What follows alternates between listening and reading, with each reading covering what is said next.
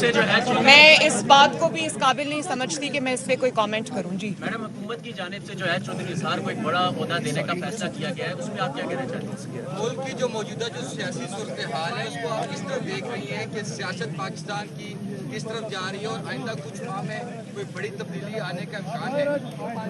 तब्दीली तो आएगी इंशाल्लाह पाकिस्तान में, और अच्छे के लिए आएगी। इस झूठी तब्दीली से जान छूटेगी पाकिस्तान की, जाली तब्दीली से।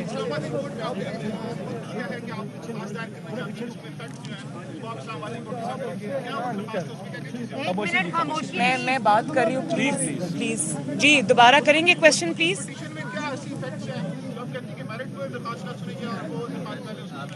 नहीं, मैंने ये बिल्कुल नहीं कहा कि मेरिट्स पे दरख्वास्त ना सुनी जाए। मेरे तो माशाल्लाह केस के मेरिट्स मेरे बहुत स्ट्रॉन्ग हैं, लेकिन जो बात मैंने आज कोर्ट में कही है वो ये है कि मेरिट्स पे बहस होने से पहले, मेरिट्स को डिस्कस करने से पहले मैं एक बहुत ज़रूरी दरख्वास्त एक देना चाहती हूँ इस बेंच के सामने, जो इस केस का पूरा कच्चा चट्टा खोल कर कौम के सामने रख देगा कि ये केस कैसे बनाया गया मुझ पर, इसके पीछे क्या था, क्या मुहर्रिकात थे, कौन था इसके पीछे और क्या करना चाहता था और कैसे वो कामयाब हुआ। तो मैं ये चीज़ कौम के सामने रखना चाहती हूँ, इस बेंच के सामने रखना चाहती हूँ, और मैं ये समझती हूँ कि इन इश्यूज़ को सेटल किए बगैर, इन इश्यूज़ को एड्रेस किए बगैर, इनका जवाब दिए बगैर ये मुकदमा आगे नहीं बढ़ना चाहिए, ये अपील आगे नहीं बढ़नी चाहिए। इसलिए कि असल इशू ये है, मुकदमे में अपील में जो इशू है वो तो एक बिल्कुल जिसको कहते हैं कि इंतकाम पर मबनी एक चीज़ है, और जिसकी जो पूरे कौम के सामने हैं जिसके हकायक, लेकिन उससे भी ज़्यादा ज़रूरी ये है कि उस इशू को सेटल किया जाए जिसके बारे में मैं दरख्वास्त देना चाहती हूँ, और वो मैं अभी नहीं बता रही, वो मैं प्रिपेयर कर रही हूँ, मेरे लॉयर्स प्रिपेयर कर रहे हैं, उसी के लिए मैंने आज टाइम मांगा है। उस इशू को सेटल किए बगैर ये मुकदमा आगे ना बढ़ सकता है, ना बढ़ना चाहिए, क्योंकि अगर उस इशू को सेटल किए बगैर ये मुकदमा आगे बढ़ा तो मैं ये कहने में हक बजाने भूंगी कि इंसाफ के तकाजे पूरे नहीं हुए।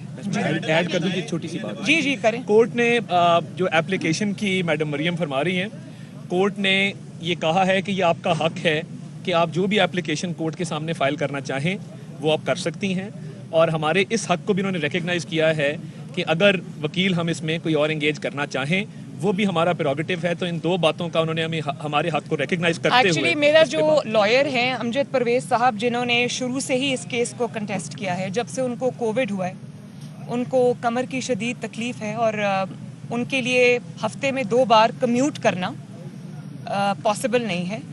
तो आप जानते हैं कि बाकी सब अपील्स तो अभी इल्तवा का शिकार हैं। सिर्फ मरियम नवाज शरीफ की अपील को उन्होंने आउट ऑफ टर्न भी लगा दिया है, सब कुछ कर दिया है। मैं उस मामले में नहीं जाती, मैं अपना केस कंटेस्ट करूंगी इंशाल्लाह।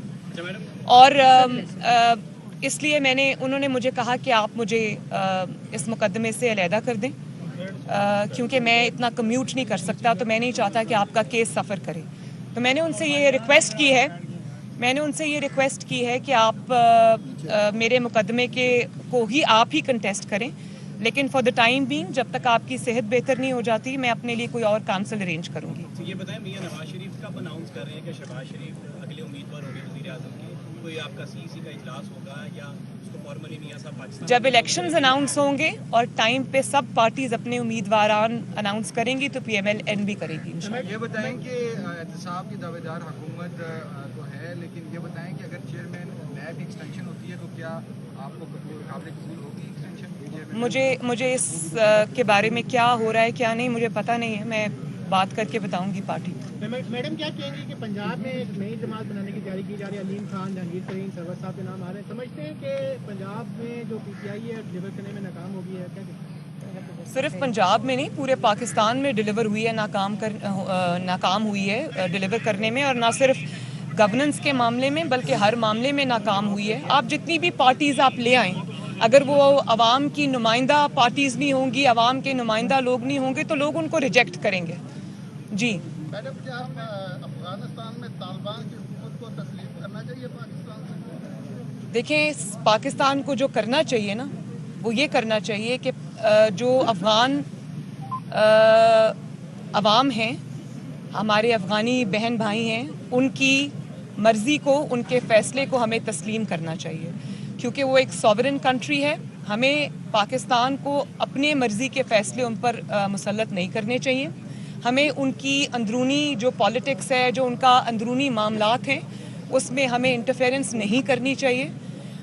ہمیں جو کرنا چاہیے وہ یہ ہے کہ پوری انٹرنیشنل کمیونٹی کے ساتھ مل کر ہمیں افغان عوام کو, افغانستان کے لوگوں کو جو بہت دیر سے شکار ہیں جنگ جیسی حالت کا ان کو سامنا ہے, تو ان کو ریہیبلیٹیٹ کرنے کا, ان کو ری بلڈ کرنے کا پاکستان کو کرنا چاہیے.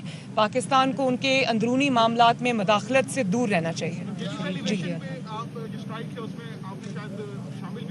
کس میں جو اسلامی کی اسٹرائک ہے کل ہونے جا رہی ہے, جس میں لاہور ہائی کورٹ کی فیمیل جج ہے وہ بھی, اس کو بھی ایلیویٹ کیا جا رہا ہے, کیا آپ ان کے خلاف اسٹرائک کریں گے؟ دیکھیں میں اس کے بارے میں ابھی نہ کچھ کہنا چاہتی ہوں, یہ ٹو ارلی ٹو سے دیٹ. ہاں جی میم تھوڑا ایکسپلین کر دیں کہ شہباز شریف ہی امیدوار برائے وزیر اعظم ہوں گے یا کوئی نام چینج بھی ہو سکتا ہے؟ دیکھیں آپ کو اتنی جلدی کیا ہے کہ آپ نہ پیپلز پارٹی سے ان کا امیدوار پوچھ رہے ہیں, نہ کسی اور جماعت سے, مسلم لیگ نون سے پوچھ رہے ہیں.